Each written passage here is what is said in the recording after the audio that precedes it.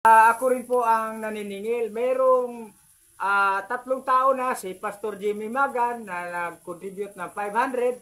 Meron naman si dalawang babae na member din natin na nag-contribute ng tag-100. Ang 500 pesos ay gawin natin buuhin sa loob ng isang buwan hanggat maaari, hanggang September kung di nyo kaya. Pero alam nyo, ang 500 pesos kasi, kung mag-ipon ka ng 17 pesos a day, isang buwan lang naman po yan. Iwas-iwas ka lang sa magastusin na kung saan ay hindi naman talaga ito panghabang buhay makakatulong din sa'yo. Tulad ng, alam mo na, hindi tayo pwedeng manira sa mga soft drinks, mga kape, kung ano pa. Basta kayo na lang po bahala mag-isip. Alin po ba ang i-priority natin sa ganitong ating kaharapin? Dahil kung mayroon kang pangarap, mayroon kang dapat paghirap. Tama po ba? Kung ano ang iyong itatanim, yun ang iyong anihin. O kung wala kang itatanim, mayroon ka bang anihin? Kaya doon po sa paalala natin na ginawa ni Peter, anak ni dating Vice President natin ng Values of Farmers in Partnership, karapatan po niyang malaman dahil member din siya ng Values of Farmers in Partnership. Ang 652 hectares, para sa inyong kaalaman, dinivide na ng ating chairman ng co-op ng 3 kahatian. Yung 200 ay sa farming, yung 200 hectares naman ay sa housing, yung another 200 naman ay para sa ideas. Yung ideas, yun ang magpuput up ng mga tinatawag na kagaya ng basketballan, eskwelahan at iba pa. Yan. Napabayaan mo na ba yun? Hindi. Hindi ko yan gawain yung nabanggit ko yun, sinisingit ko lang kasi sa plano kasi, kabuhan kasi ang ginagawa na ng plano. But then, hindi na-aprobahan pa yan sa LRA, yung planong yan, para sa inyong kalaman, dahil hindi pa kumpleto ang ating pagbabayad, dahil ang karamihan yan ay nangangako lang. Kasama nga dito si Colonel Valdez na nagbabayad eh. At saka yung anak niya, noong December 23, 2019, saka sa Colonel Fernando Moniz. Ayan, may sulat po dyan, nakasulat po yan para kasi meron tayong auditor. Mahirap naman kasing ibubulsa mo yung pera na hindi naman sa'yo. Magkakaroon ka ng kasalanan na tinatawag na ano ba yun? Kasalanan mo pagka inaangkin mo yung hindi sa'yo. Pag-imbut! Yan, ayaw ng Diyos na mag-imbut ka. Di ba? At sa government, kakasuhan ka ng tinatawag na tungkol sa pinansyal, ano ba yun? Fraud. Fraud! Ayan. Nung una, nag-donate ko, no? Ito po ay paalala lang din ha. Yung 01-4 sa pamagitan ng sekretary ni Rodriguez, hindi ko na lang banggitin ang buong pangalan, na-stop yun dahil dinala sila namin kay Congressman Akop. Huwag niyong paglulukuhin, sabi ni Congressman, yung aking constituent. Pinagalitan sila. Isipin niyo, nagkagastos tayo ng 420,000 sa pahulog-hulog doon sa plano, napakalaking talaga yun. Kunyari, nag-donate sila ng 50 hectares. Wala naman pala yung 01-4. Kansilado na po yan. Tulad din ng mga iba ngayon, pumapasok sila sa lugar, ginagamit nila ang Executive Order 698. Programa ng gobyerno yan. Yan po ang ini-execute ni PGMA, yung President Gloria Macapagal Arroyo. Galing po yan sa programa na mayroong Republic Act 6713, Lungsod Silangan Town Site Reservation. Pero, subalit at natapwat, hindi po pwedeng kataluhin nila ang Touring System Law. Dahil may 5 ng presidente iba nangamatay na, hindi po sila nag-success kasi ang Torrens ay international law. Nasa tinatawag na ng pag-implementa ng grupo ng Task Force Titulo Malinis, mga NBI po yon.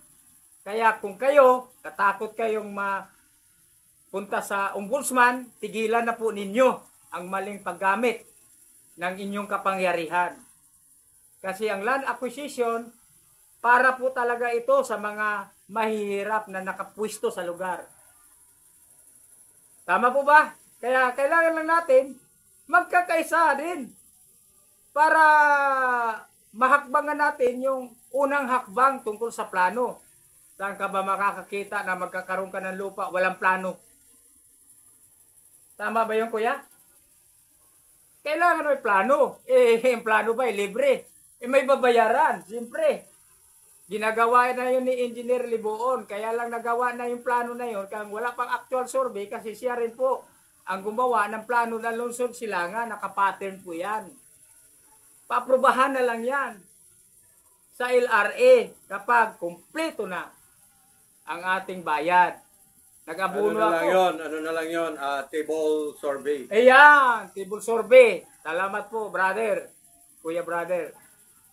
Kaya kailangan po natin na mag-contribute ng 500 pesos ayon sa minutes of the meeting December 23, 2019. Isipin nyo, ilang taon na? 5 taon na.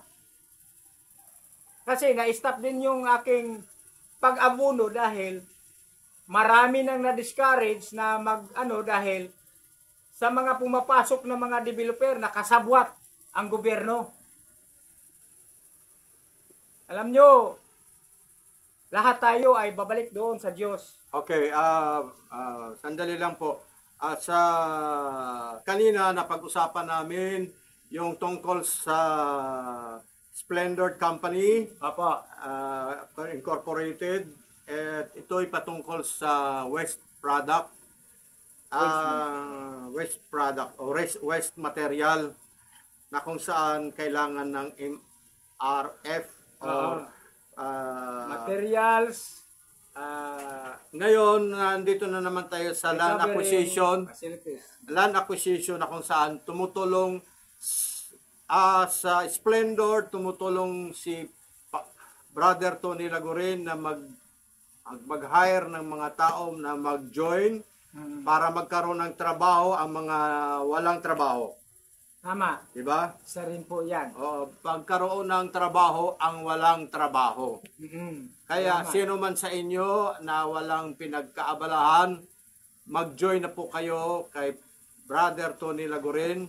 Salamat na po. Believing na magkatrabaho kayo, at i-suggest natin na the worker from the Splendor Incorporated it should not only be given a chance of receiving a salary of 534 as minimum wage. It should be above minimum.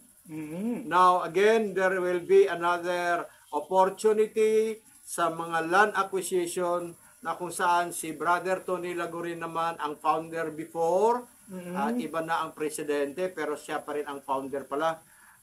Dito tutulong din sila ng magkaroon ng tirahan kaysa yon nangungupahan. Kaya I would like to inform the YouTube company from the US that our motive, our business from YouTube, we are always helping people to have a job, a better job, although it's just only from the waste product or waste material, and to have also a land acquisition to those people who have renting or people who are homeless. Yan. Yan. Tama We po. always wanted to help people. We would like to inform the YouTube channel that we always wanted to help people to acquire of something. Yan, diba? So that's it. Now, I am explaining this to English because International. It Sa is buong international. bansa kasi. Oh, yan.